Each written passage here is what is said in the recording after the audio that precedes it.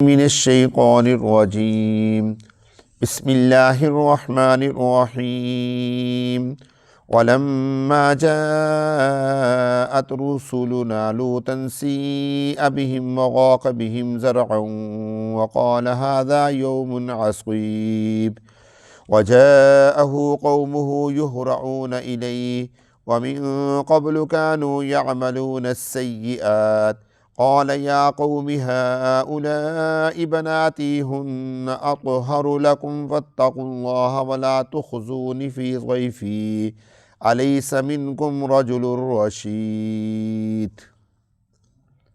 اللہ رب العزت ارشاد فرماتے ہیں، اور جب آئے ہمارے رسول حضرت لوط علیہ السلام کے پاس سیء بہم، تو وہ غمگین ہو گئے ان کی وجہ سے، وضاق بہم ذرعا، اور تنگ ہو گئے ان کی وجہ سے، ذرعاً دل کے اعتبار سے۔ ذرع اصل میں تو کس کو کہتے ہیں عربی زبان میں؟ کھیتی کو، چونکہ دل بھی کھیتی کی جگہ ہے، انسان کی نورانیت کے اگنے کی جگہ ہے، تو اس لیے اللہ تبارک و تعالیٰ نے یہاں پر ذرعاً کے الفاظ استعمال فرمائے۔ وقال ھذا، اور حضرت لوط علیہ السلام نے کہا، ھذا یوم عصیب، یہ آج خطرناک دن ہے، تنگی والا دن ہے۔ وجاءہ قومہ، اور آئی ان کے پاس ان کی قوم، یہرعون الیہ، بھاگتے ہوئے اس کی طرف، ومن قبل، اور اس سے پہلے وہ کیا کرتے تھے برے کام۔ قال یا قومی، حضرت لوط علیہ السلام نے فرمایا، اے میری قوم، ہؤلاء بناتی، یہ میری بیٹیاں، ہن اطہر لکم، یہ پاکیزہ ہیں تمہارے لیے، پس ڈرو تم اللہ سے اور نہ رسوا کرو تم مجھ کو میرے مہمانوں کے بارے میں۔ الیس منکم رجل رشید، کیا نہیں ہے تم میں سے کوئی ایسا آدمی جو سمجھدار ہو؟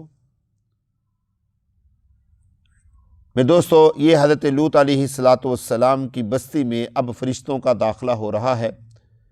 حضرت ابراہیم علیہ السلام سے جب فرشتے فارغ ہوئے تو حضرت لوط علیہ السلام کی بستی کی طرف چل پڑے۔ روایات میں آتا ہے کہ فجر کی نماز کے بعد فرشتے وہاں سے نکلے ہیں، اور نصف النہار کے وقت فرشتے اس بستی میں داخل ہوئے، دوپہر کے وقت۔ حضرت لوط علیہ السلام لکڑیوں کا کام کیا کرتے تھے، یعنی جنگل سے لکڑیاں اٹھاتے تھے اور بستی میں لا کر بیچ دیا کرتے تھے اپنا گزر بسر کرنے کے لیے۔ اب حضرت لوط علیہ السلام کی قوم میں کتنے گناہ پائے جاتے تھے، میں پہلے ان کا تذکرہ کر دوں، بعد میں پھر چونکہ آگے تو پھر عذاب کا سلسلہ شروع ہو جائے گا۔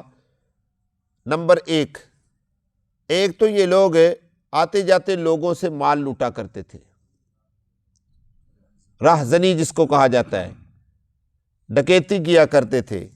ڈکیتی میں اور راہ زنی میں تھوڑا سا فرق ہوتا ہے، لیکن بہرحال کوئی خاص فرق نہیں ہے، راہ زنی کیا کرتے تھے۔ نمبر دو،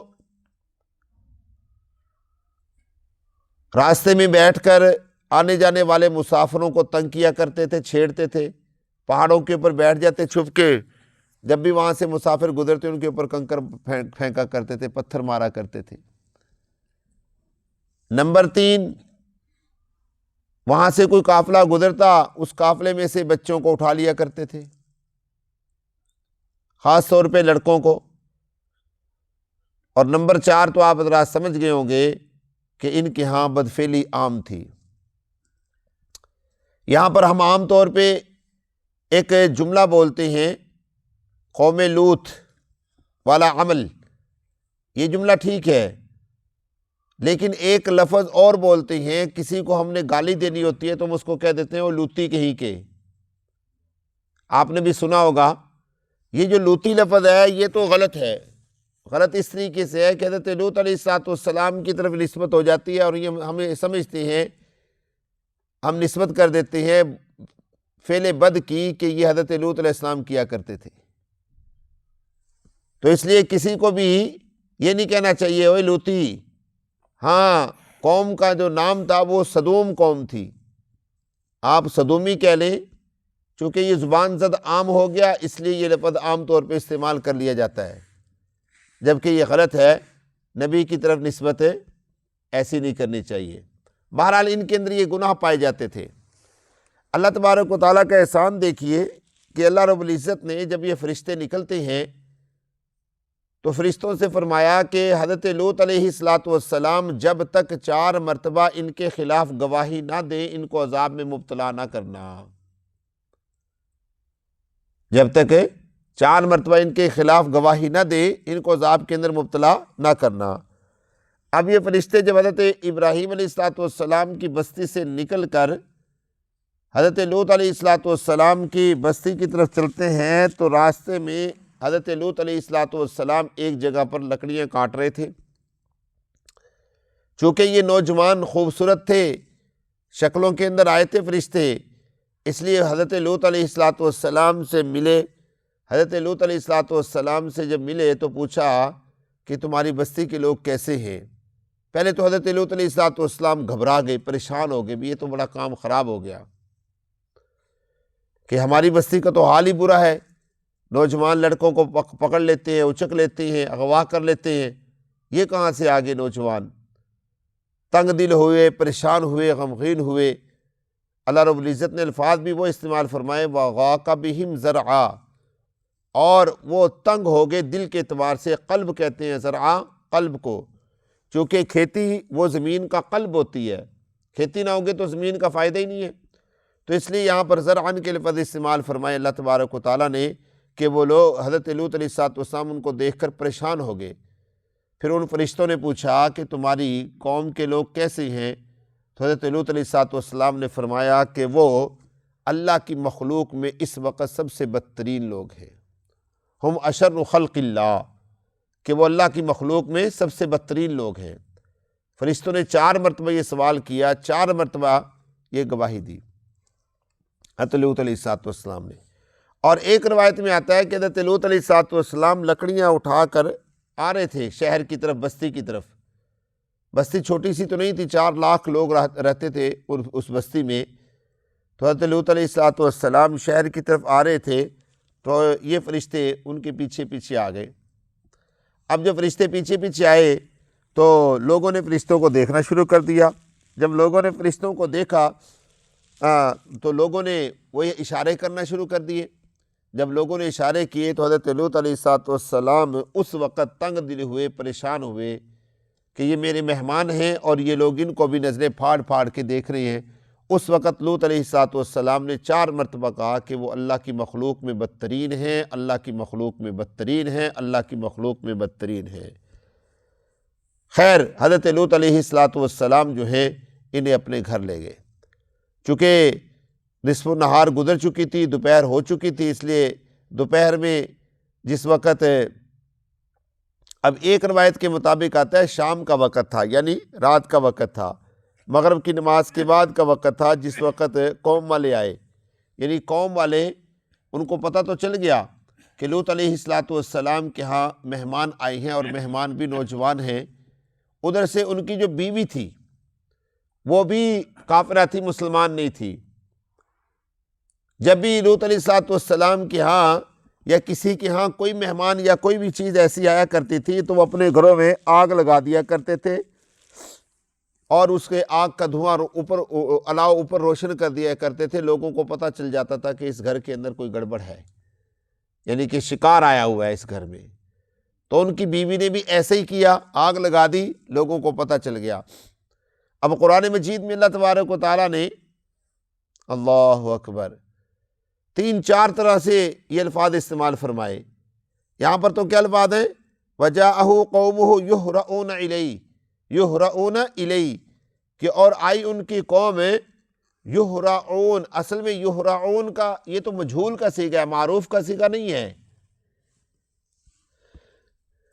جبکہ ہونا چاہیے تھا یہاں پر یہرعون، کہ آئی ان کی قوم بھاگتے ہوئے ان کی طرف۔ تو یہرعون کا الفاظ اس لیے استعمال فرمائے کہ آئی ان کی قوم جیسے کسی نے ان کو دھکے دیے ہوں، شیطان کی طرف سے دھکے دیے ہوں، جاؤ اس گناہ کے اندر پڑو۔ اور دوسری جگہ اللہ تبارک و تعالیٰ ارشاد فرماتے ہیں وَجَاءَ أَهْلُ الْمَدِينَةِ يَسْتَبْشِرُونَ، اور آئے شہر والے خوشیاں مناتے ہوئے۔ اور تیسری جگہ اللہ تبارک و تعالیٰ ارشاد فرماتی ہے، وہ لفظ میرے ذہن سے نکل گئے، آئے شہر والے سیٹیاں بجاتے ہوئے، ناچ رہی ہے، ڈانس کر رہی ہیں، سیٹیاں بجا رہی ہیں، اچھل رہی ہیں، کود رہی ہیں کہ ہمارے پاس شکار آ گیا، شکار آ گیا۔ اور موقع کی تلاش میں تھے۔ حضرت لوط علیہ السلام کو چونکہ بدنام کرنا تھا، اس لیے خوشی زیادہ تھی کہ آج تو نبی کے گھر میں نعوذ باللہ ڈاکہ ڈالیں گے، اس لیے خوشیاں زیادہ تھی کہ یہ جو ہمیں دعوت دیتا ہے، تبلیغ کرتا ہے، گناہ کے راستے سے روکتا ہے، آج اسی کے گھر میں نعوذ باللہ یہ حرکت کریں گے تو ساری دنیا کو پتہ چلے گا، اس لیے اور خوش ہوئے۔ حضرت لوط علیہ السلام کے گھر بہرحال یہ پہنچ گئے۔ حضرت لوط علیہ السلام کو بھی پتہ چل گیا کہ بدماش آ گئی ہے، تو حضرت لوط علیہ السلام نے ان سے منت سماجت کی۔ اور منت سماجت کے لیے جو الفاظ استعمال کیے نا میرے دوستو، آپ ذرا غور کریں گے تو آپ حیران ہوں گے کہ حضرت لوط علیہ السلام فرماتے ہیں، ہؤلاء بناتی ہن اطہر لکم، اے میری قوم کے لوگو، یہ میری بیٹیاں ہیں تمہارے لیے۔ اب اس کے لیے دو قول استعمال کیے گئے ہیں۔ ایک قول تو یہ ہے کہ حضرت لوط علیہ السلام نے فرمایا، ظالموں، کہ یہ جو قوم ہے، اس قوم کی بیٹیاں جن کے ساتھ تمہاری شادیاں ہو چکی ہیں، یہ تمہارے لیے زیادہ پاکیزگی کا ذریعہ ہے۔ بھی جو تمہاری بیویاں ہیں وہ تمہارے لیے زیادہ پاکیزگی کا ذریعہ ہیں، چونکہ نبی کی جو نبی کی امت ہوتی ہے وہ نبی کی کیا ہوتی ہے؟ اولاد ہوتی ہے۔ تو یہ میری بیٹیاں ہی ہیں، یہ میری بیٹیاں ہی ہیں، تمہارے لیے یہ زیادہ پاکیزگی کا ذریعہ ہے، تو تم لڑکوں کے پیچھے کیوں پڑتے ہو؟ اور ایک قول یہ ہے کہ حضرت لوط علیہ السلام کی اپنی 4 بیٹیاں تھیں، اور انہوں نے تنگ آ کر کہا کہ تم جو مرضی کرو، میرے گھر کو تباہ کر دو، لیکن میرے مہمانوں کے بارے میں مجھے رسوا نہ کرو، یہ تمہاری مہربانی ہوگی، یہ میرے مہمان ہیں، لوگ کیا کہیں گے؟